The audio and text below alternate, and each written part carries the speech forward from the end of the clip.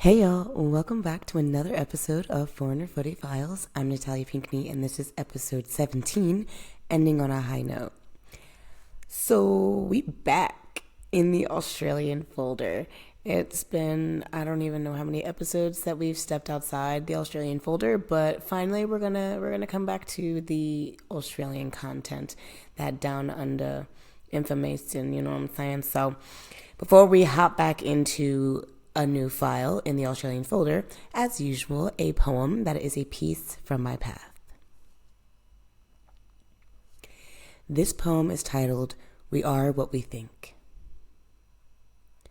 How powerful is the mind's eye, tapping into the inner parts of you and I, for the mind is more powerful than you know, turning into every aspect as we grow.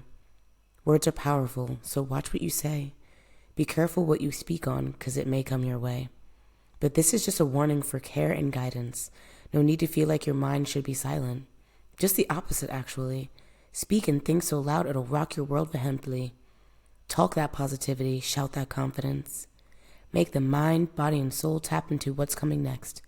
For we are what we think. The negative and sorrow will just make you sink. But that positive and optimistic shift, that mentality is a gift. 'Cause when your mind's eye is on the prize, strap in for the work that's needed, 'cause you're in for a beautiful ride. Okay. As I said, it's been a hot minute since we've talked about the Australian Adventure Times, but we back into it. The World Cups are over, the signing windows are past, and it's time to get back into the good stuff. All the drama of living in Australia. Now, for a little recap on where we left off, I was booked and busy for the months of April and May. We had festivals, Tough Mudders, we had goals scored, we had racist managers, and Tim Tams. For those of y'all who forget, Tim Tams are top tier candy, top tier snacking in Australia, okay? If you don't know, now you know, and if you still don't know, go and Google it. Goggle that. It's incredible. It's worth the overseas shipments, I promise. Now, since it's too long ago and there are too many things to remember, I like to go through my messages. I like to go through old photos. I'm talking Facebook Messenger, WhatsApp, iMessage. I go through everything that I can to remember what happened in these times because it was, oh my gosh, what were we, 2023 pushing 2024? It was 2018 when I was there. That's more than half a decade, okay? So your girl needs reminders. And as I was going through the reminders and going back through everything that I went through in the messages for this episode, I remembered one of the most lovely surprise and moments that I had in my time overseas in general, but definitely in Australia as a whole. It was around June 5th, I believe. I don't know the exact date because my boyfriend surprised the shit out of me and flew to Australia. I was probably like 2 weeks earlier than he told me that he was going to be arriving. And he wasn't answering for 2 days because, as you know, with the time difference and being in the air for almost 24 hours, you're not going to be answering people. Now, for those of y'all who know my mans, he don't be texting well anyway. Like, technology is just not his jam. If he could live without a phone, he would. So getting in contact with him and it being sparse was kind of normal, but me being the anxiety-driven worrywart that I am was always like, you good? And 2 days with no communication, I was like, you good? And of course, I'm hitting up the homies at home. I'm like, hey, yo, dog, have you seen Sean? What's good? Where he's at? No one's like, everyone's like, oh, sorry, haven't heard from him, but I'm sure he's fine. You know, it's Sean. And I'm like, yeah, okay, sure. I'm sitting in the living room in my place with my roommates. And my roommate's sister hears the dogs barking. And we're not expecting anybody. So she goes to the door and she looks out and she sees who I now know is Sean. And the look on her face of seeing a strange man with a bunch of bags is probably like, who the hell is this and what is going on? So I see the look on her face and I'm like, you look confused. So I get up and I go to the front door and Sean is there. And y'all know I can talk, okay? I have a whole podcast. I can speak. I was at a loss for words. That don't happen to me often. It was one of those moments where your mind didn't quite catch up to reality, because in my mind he was supposed to be in America, and seeing him in Australia was like, what the hell is going on? And I was just so overjoyed. Finally back together. Majority of our relationship has been long distance, still is quite so having him show up and surprise me was just absolutely beautiful. I was actually on the phone with my mom and my sisters in a group call when he showed up, because they were in on it too. So when they were like, oh my God, surprise, I was like, oh, so everybody knew? Everybody had now all types of worried, hot and bothered, and everybody knew. But I have to say, it was probably one of the most well-executed surprises in my direction that I've ever experienced. I love being the one to give surprises, but this time I got, and it was good. So just wanted to start off the episode with a really happy high note memory from Australia, going from May into June. And in other messages that I've read, as you know, Milky, talked about her a million times on this podcast, I was looking at the messages between me and Milky, and she gave me a taste of Aussie slang. Now, I've been in Australia at this point for a few months, and so I'm like kind of getting a hang on the slang, but there's still some things that would be casually thrown in conversation. I'm like, what the are y'all talking about? Like, this is not English. And looking back on it now, when I read the messages, I'm like, how did I not get that? But in the moment, coming from American English to Australian English, it really just threw me for a loop. And we were talking about, I don't know, something boy related probably. And she was like, ooh, can't wait to give you the goss. And I was like, what's the goss? Which, again, now looking back on it, gossip, of course. But it was just one of those situations where I realized how casually they just throw in slang and shortened words. As I said, they shorten everything. Like, gossip is not a long word, y'all. Did they need to shorten it to goss? No. Did they? Yes. So just a little tidbit of the goss. And speaking about the memes and goss and what have you between me and Milky, we met this girl. And it feels like a fever dream, okay? Milky was here in the summer, and we actually were talking about how neither of us really have any memory of all the events that happened with this chick. We know that she existed. We know that things happened. There's pictures, there's videos, there's messages. But I think because of the trauma of all the crap that we went through with this girl, we just blocked her out of our memory, because both of us were like, holy shit, yeah, that happened. And just random sidebar, I meet people quite casually. I'll just meet somebody on the street, bus stop, grandma, uncle, mom, dad, lawmaker, whatever. I'll become friends with somebody anywhere, any day. Milky's the same exact way. So when we became friends with this chick, and she was mad cool in the beginning, and so we were like, bet, we got another person in the group. We got a girl gang. Let's go. And it went downhill very fast. It was one of those fever dream situations where I will never forget how confused I was 99% of the time speaking to this person. And one of the main stories that I wanted to share, just like fun random memories from Australia, she hit us up in our group chat telling us that she needed to go to the hospital because she was unwell. This probably happened at least 4 or 5 times, just needing to go to the hospital. We couldn't figure out what was wrong with her. We asked her all the time, like, what were your results, everything. Just turns out she was a compulsive liar and used us for rides and things like that. So that was just a really random, like, blur moment of meeting one of the most interesting and troubled people I've ever met in my entire life. But yeah, never a dull moment with me and Milky, even with other people involved. So fun sidebar. But anyway, back to Aussie things. As I mentioned with Tim Tams, there was also another place that I was obsessed with that's chocolate related called Max Brenner. And one of my coworkers from Hotshot we would go on Max Brenner dates often. Now it's a bit pricey, so we didn't go often, but we tried to go like once every other week or something like that. And I don't know if y'all know what Max Brenner is, but if you don't, I'm gonna need you to get hip. All right, because Max Brenner, they hot chocolate. It's a chocolate place, right? So they make hot chocolate. They do ice cream with chocolate on it. All types of chocolate that you can think of, Max Brenner's got it. Get into it. All right, I'm gonna need y'all to get into Max Brenner. If there is not one in Europe, I'm gonna need y'all to get it here in Europe. I haven't looked into it. If there's not one in America, probably not. Get one in America. Actually, you know what? We don't need the diabetes. We already all types of fat.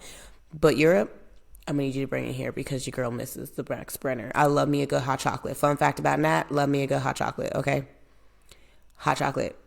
I would make that every morning going into my morning shift at Hot Shot. It was the only thing I was allowed to do on the coffee machine. Jenna would never let me make coffee.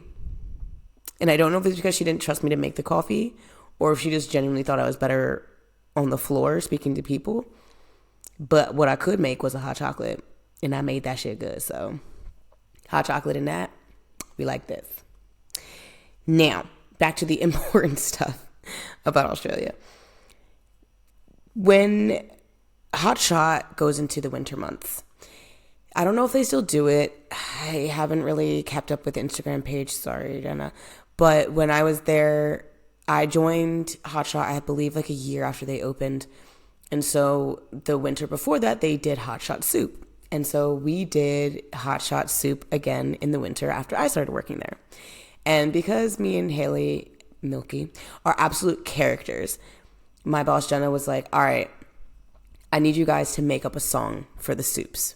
And we were like, challenge accepted. So me and Haley made up a song about soup for Hot Shot. And there is a video. We really wrote the lyrics from scratch in the middle of a shift. We made up a dance. I'm pretty sure we had hats. It was a whole thing. We filmed it in front of the cafe during serving times, so customers did very much see us dancing around like idiots singing songs about soup. But the video got 2,000 views, over 2,000 views actually, in 18 hours. So what was supposed to be just like this cute little creative thing to help us sell our soup in winter actually became like a short-lived viral moment online, and people really loved our soup song. So we ended up making, I think, 2 or 3 songs for Hot Shot together. And although we didn't work any shifts together because it would have been a train wreck and Jenna was very smart, when we did work together, it was a trip and we made songs about soup. So if you would like to hear or see the Hot Shot Soup song and video, hit me up in the DMs. I will be happy to send you the link. It's a good song, okay? And it makes you want soup. And right now we're in winter, so all I can think about is soup, I tasty soup. That's a preview, and that's all you get. It's a good song. But one of the other good moments that I have from Hot Shot is the first time that I got a review from a customer online. Because the cafe was up and coming, Jenna and Kelly, they checked the reviews online quite often because they wanted to make sure that they were keeping up with the good service. They wanted to make sure that they were learning from bad reviews. Not that we ever got any, I'm pretty sure. But, you know, the ones that weren't 5-star, we would read and review and try and figure out how we could make it better. Because that was the one thing that I really respected about Jenna and Kelly is that they were constantly learning. They never thought that they were above working harder to be better. And so Jenna would just go through the reviews every so often. And when she would go through reviews, she would actually let workers know when customers would leave good reviews relating to them. And I got my first by name shout out review from a customer. And I'm just going to read it because it brings me joy and it really gave me confidence in a struggling time because I'll get into it in a second, but winter was rough because people on the beach, because I lived on the beach side, they did not want to go outside in the cold, we're in Australia, cold winter to get a coffee or anything. They would make coffee in their homes. And so, yeah, I was a bit down, but then this review came in and she sent me the screenshot and this is what the review said. We had a great family breakfast at Hot Shot. Everything was outstanding. Wonderful food and coffee. We thought we were on MasterChef. The kids loved their meals too. Best of all was the service from our waitress, Natalia. She was exceptional. She was friendly and polite, and her attention to detail was excellent. She made our kids feel very special. 5-star hospitality. Do yourself a favor and check this place out. I was just astounded that someone spoke so highly of me. because I really had passion for this job. I have come to learn that I love public service in terms of serving people. I like making human connection. I like making people feel seen and happy and enjoying an experience, because when you leave your house, you don't want to have a bad time, especially when you're paying for a service. And that's something that I really took pride in, to make people feel happy and comfortable and special. And that's something that I wanted to give to every table that I served. And so seeing a review like that from a family, especially with the kids, and I remember this family as well. So it just meant a lot. And it was really encouraging to make me realize that I'm good at what I do. And it's okay to say that I'm good at something, because I was damn good at serving. I'm still good at serving. I work at a hotel serving breakfast now, and it's not the same because I'm not necessarily serving anybody. We're buffet style. But when I do have to interact with the customers, I do feel that rush of connection with people and having good conversation. And it's mostly in German, but also sometimes in English and sometimes in Italian. And so it just feels really cool to see people smile, especially at 6:30 in the morning, right before they have to go to work, to know that I started someone's day on a high note. And that just makes me feel really good. So just wanted to drop that happy note in there as well. Now, one of the realities of having to work and play and work in hospitality is the issues of seasonal dips. So like I said, winter was rough for the cafe. Hot Shot was still very popular, but nowhere close to as popular as it is now. I mean, it was in its second year. We were really starting to get our feet underneath us, but it wasn't rolling where we had consistent overflow even in winter. And so we had less pay, we had less shifts. There's times where we were let go halfway through a scheduled shift because we just didn't have enough customers for it to make sense for us to be around, and for Jenna and Kelly to have to pay us to literally be doing fuck all. So there were times where me and Milky would be messaging each other and we were like, dude, we have no shifts this week. Oh my God, we have no shifts this week. Or I was like, dude, I keep getting let go early. And I wasn't making terribly large amounts of money from football either. So rent is paid weekly in Australia.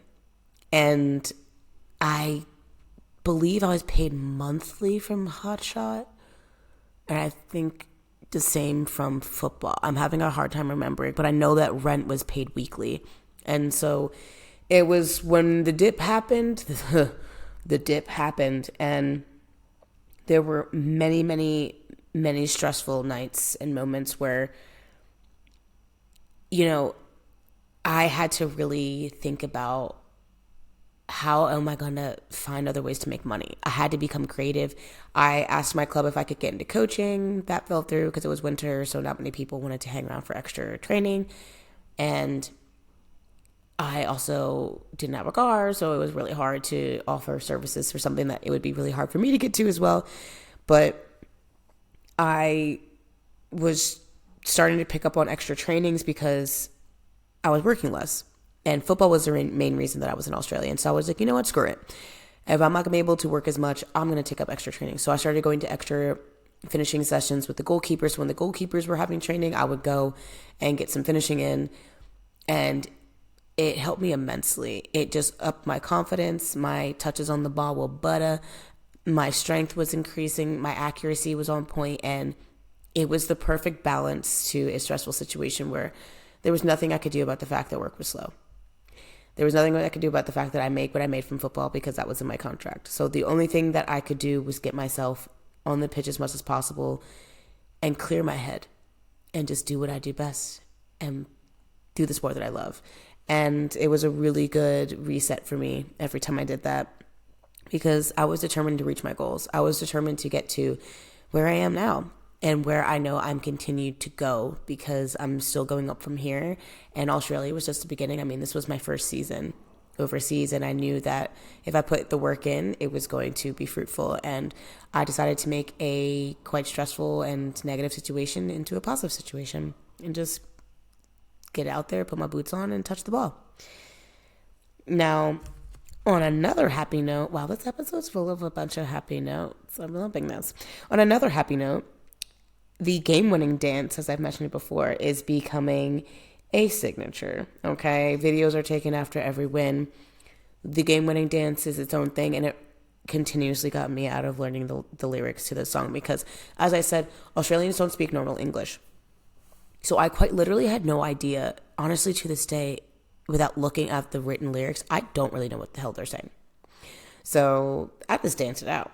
And the dance was becoming like a ritual thing. It had to be done after every win, along with the team song. So that was really, really fun. And the team was on a roll, and I was improving. I made Team of the Week again for round 17. And for round 20, I believe it was, I made Team of the Week again. And I scored 2 goals. So the work is being put in. The extra sessions that I'm taking time to do with work being slow is really starting to pay off. And I'm really starting to get the synergy down with my teammates. I'm starting to really grow into the player that I know that I can be. And my confidence is coming up. And I really feel myself settling into a good place. As I said, I look at all the chats for the memories. And I was looking at a chat with my boss, Jenna. And I completely forgot that I did this. I actually applied for a work extension because I loved working at Hotshot so much. Like, it became one of those places that I could see myself working at long term with football. It was just a place that I felt comfortable. I always felt taken care of by my bosses. My coworkers, excluding my manager, were always willing to work together. The goal was to keep our customers happy and to make Hotshot a success. And we did that every shift, every hour, every day. That was what we did. We were Hotshot. And I just wasn't ready to let go of that. And this is something that I didn't know that I wish I did. It's not going to be, I wish I knew that. But I wish I knew that with the working holiday visa in Australia, you can only work at a place, I believe it was 3 months at a time or 6 months at a time. Now I'm trying to do math. And when I got there, it's March, April, May. Yeah, 3 months at a time is that you can work at one place, which is dumb. Can we just put that into perspective that it's dumb? Because why do you have me over here on a working holiday visa that's good for a year and I can only stay at a place for 3 months at a time? Anyway, so because I was so attached to this place and I just really wanted to continue, and I was really good at it and getting good tips, the pay was livable off of, I was making livable wage off of serving in a cafe, y'all. Let's get with it, America. But I just wasn't ready to leave. And so I applied for an extension, and Jenna and Kelly were really accommodating and supportive. And they even actually looked into the possibility of sponsoring me, but it didn't work out, but the paperwork was filed for the extension. Now, in another group chat that I did some backtracking in, we have our team group chat naturally, like any sport. And in the group chat, I had to ask the girls for rides from the train after practice, which reminded me that I didn't have a car for the entire almost first year that I was in Australia. And I honestly completely forgot how hard that shit was. And that's something as a foreigner that I don't think people are prepared for, because you would assume, and rightfully so, as a foreigner going to a country playing for a team, that you'll be taken care of in terms of transportation, in terms of living, in terms of pay, and all the things that are even hard for people who live there to get and accomplish, that a foreigner shouldn't have to stress about. Because when we're leaving our homes to go overseas to play for your team, to play for your club, we want to be able to focus on just that, playing for our team. And not having a car was a bitch. I would have to text the goalkeeper coach, meet up with him in Helensvale, a tram stop. He would pick me up. We would go to practice. He would drop me back off there. I'd take the tram back home. If he wasn't available, I'd have to pray that a teammate was available. I'd have to take a tram, and sometimes I had to take a train. If the train wasn't going, it was so complicated and stressful. And I'll never forget asking my coach for a car and asking if the club had any connections, because I'm fairly certain somebody in the club actually did have connections to an actual car dealership.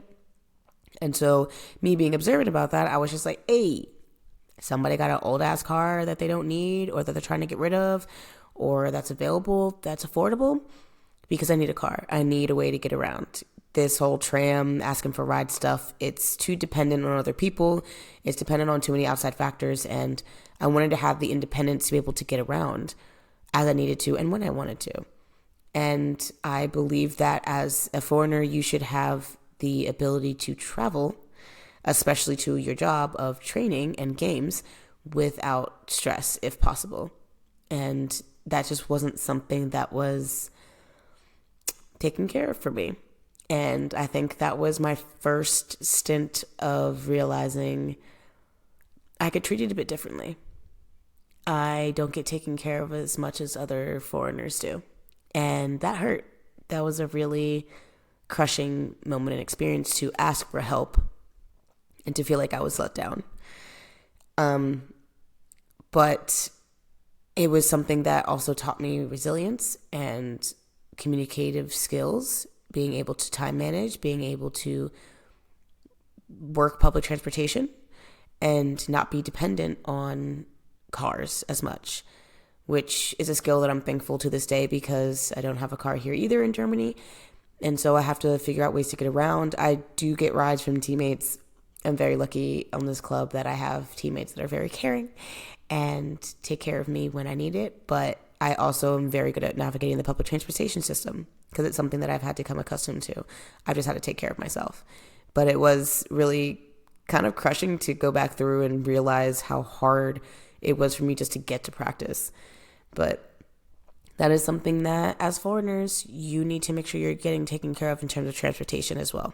That is something that you deserve to have organized for you, even if it's just your travel bus card being paid for, or making sure that there are teammates who are aware that there's a foreigner who lives in their area who needs a ride. These are things that the club should be able to take care of for you. Now, moving on. On August 4th, to give a specific date for us to catch up to where we are. So last episode we ended in May. Now June was great, full of surprises, full of goals. We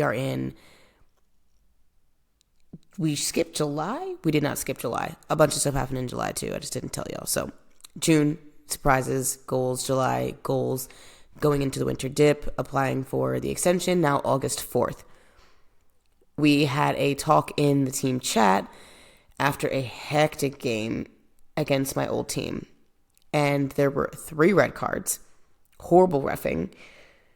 Coach ended up making a report that was able to get all of the suspensions reduced because originally all 3 of the red carded girls were supposed to miss, I think, 3 games.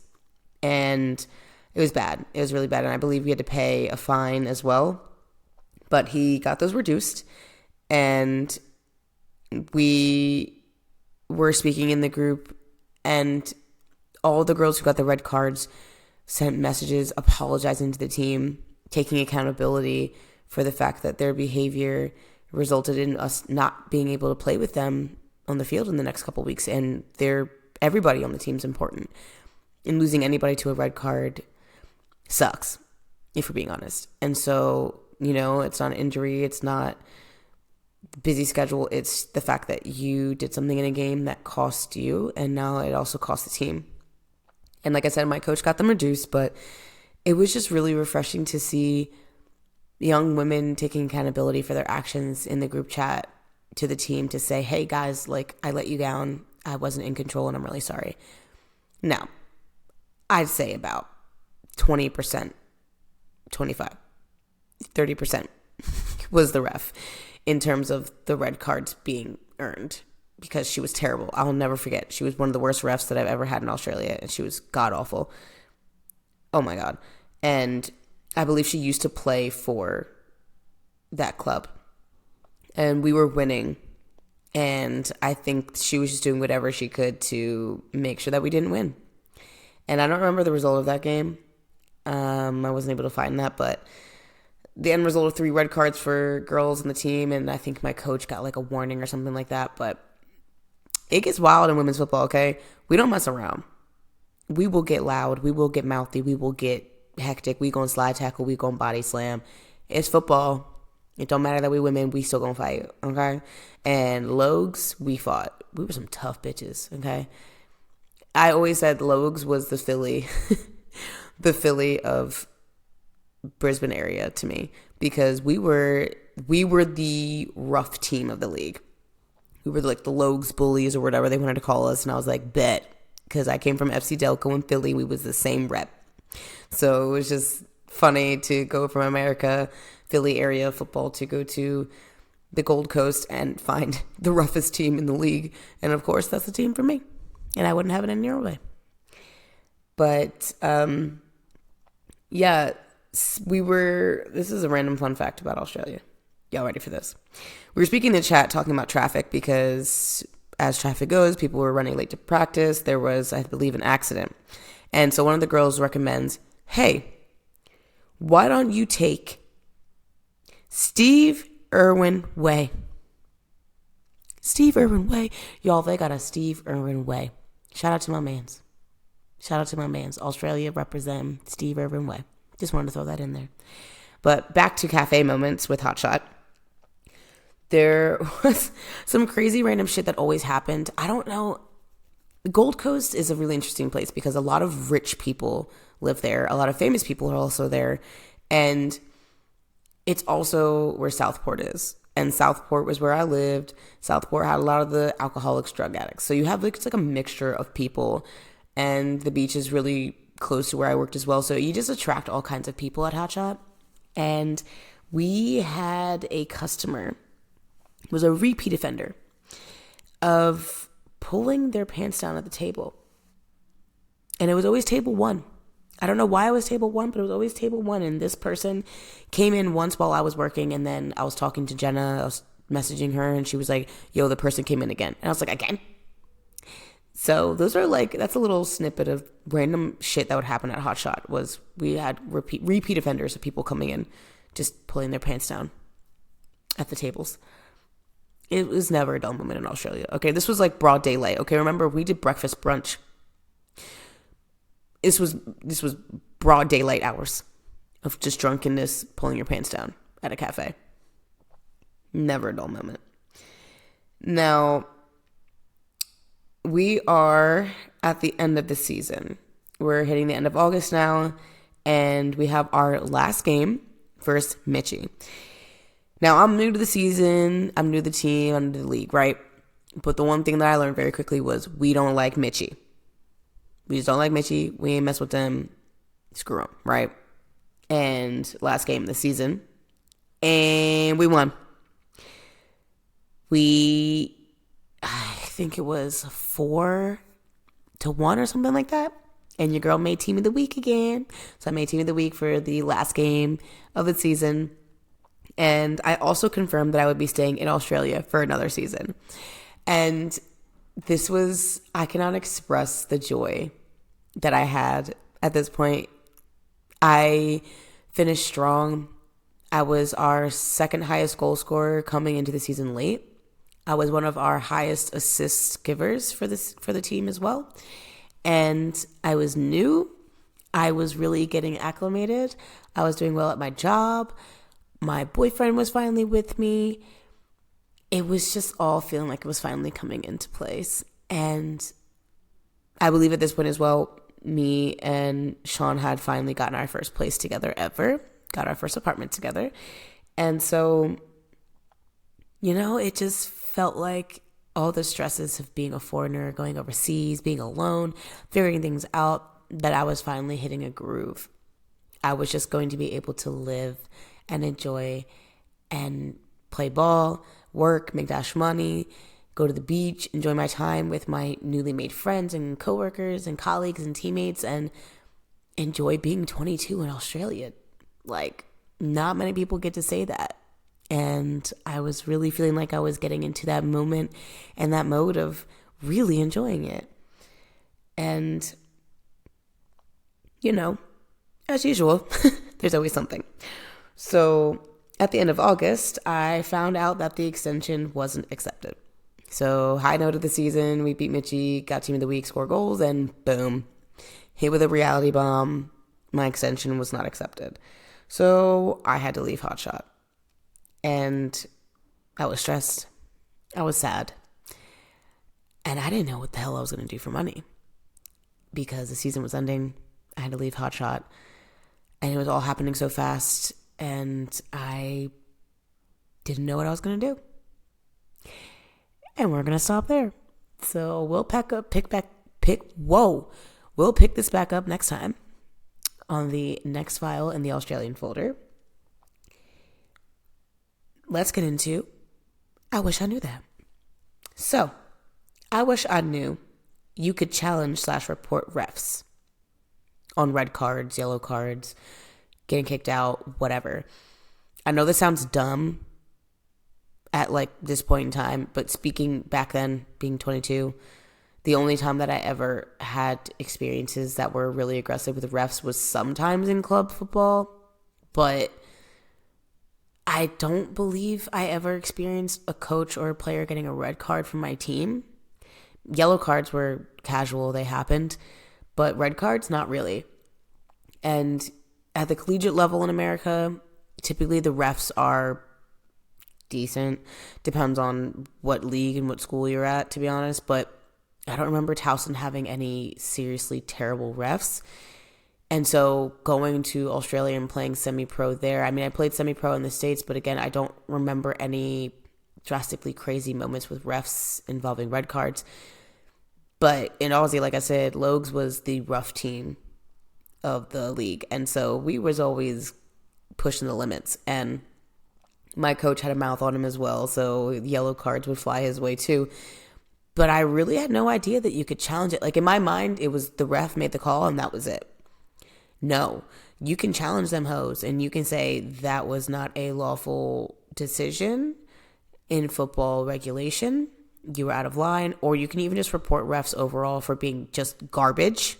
You can report refs for being biased. You can report refs for targeting. You can challenge their calls. I didn't know this. And I wish I knew that. And not for the purpose of really doing anything about it, because it's the coach's job, but just for the fact of like, hey, yo, you can report a ref just for being garbage at their job, because there's some garbage refs in women's football. Garbage. I know all the women footballers out there, or people who are fans of women football who have been watching, garbage referees at all levels. All levels. Top level in every country, semi-pro, pee-wee, garbage. Garbage refs. I'm sorry, I don't know what's going on in these ref schools and courses, but these people need to be retrialed, retested, something, because of the level in it. It ain't it. But yeah, I had no idea. And I wish I knew that. Now, time for trust me on this one.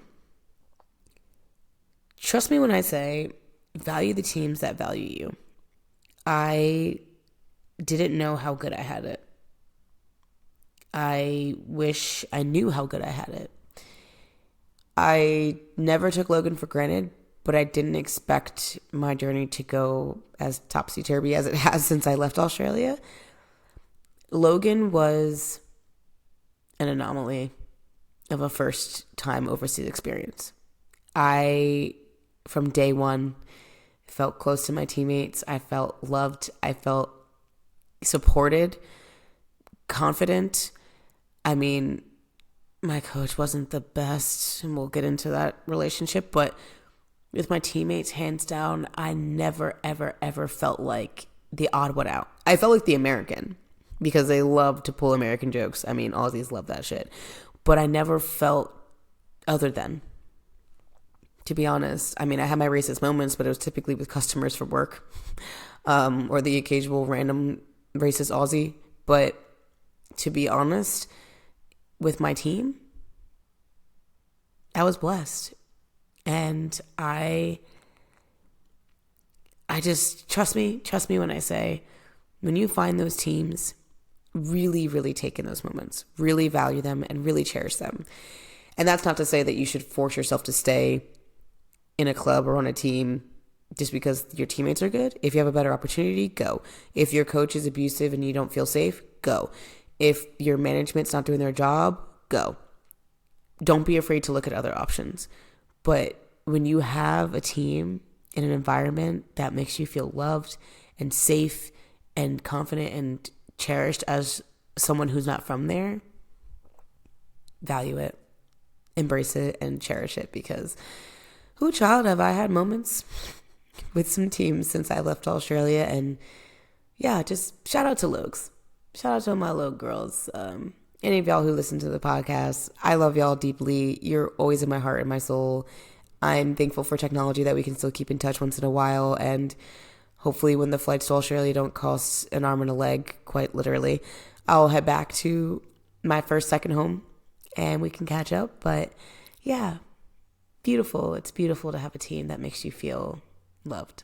So yeah, trust me. It's something good to hold on to. All right, y'all, let's end it here for this file in the Australian folder. Thank you for your patience. I know it's been longer than the 2 weeks. And as usual, thank you for your support. I really appreciate all the people who are continuously listening and checking in, people who hit me up asking when the next one's coming out. I never thought that people would be hitting me up asking for episodes. And honestly, it's the push that I need to keep going and remind myself that there are people who actually want to listen to what I have to say. And I owe y'all as much consistency as I can give. Life do be lifing, but I really do appreciate everybody who checks in and joins me as I talk about my journey and my story and women's football and experiences that I think need to be shared and spoken about. So appreciate y'all. Thank you so much. Y'all know what to do. Like, rate, review. Follow on all the platforms. We've got the Instagram for the podcast, Foreigner Footy Files, my personal page, and Pinky. You can request to follow, no promises. We've got the TikTok, Foreigner Footy Files. You can send me an email with any thoughts or reviews or anything like that, foreignerfootyfiles@gmail.com. We've got the podcast is on Spotify, Apple Podcasts, Google Podcasts, all the jonts, okay? Get on up in there and follow your girl. Tell your friends, tell your mother, sister, brother, aunts, uncles, all right? Tell your fellow soccer players. Oh my God, I just said soccer. Tell your fellow football players about what we is and what we do here, and sharing some knowledge and hopefully helping other foreigners have an easier path than I've been having. But just spreading education as well and letting people know that you're not alone in your experiences, and we all got this, and we're here together, and women got to help each other, right? Especially us brown folk. Okay? So, yeah. Follow me. Hit me up. All the things. Check back in 2 weeks, and let's kick it together. Bye, y'all.